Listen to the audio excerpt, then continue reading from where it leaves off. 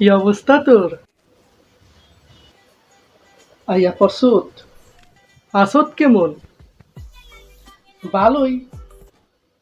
রমজান মাসে আমাদের সারা তো ভালোই জাউরামি করলি। নামাজ কালাম তো নামাজ কালাম তো ঠিক মতো পড়ার চেষ্টা করছি। তারাবির নামাজের সময় তারাবির সময় ওই ডাবি না খাইতে গেছি। ইফতারির পরে আইসত এমনি আশেপাশে দেখ খোঁচাখুচি করো স্কিল লিগা। আগে জাউরামি করলে দোষটা তো পড়ছে আমার।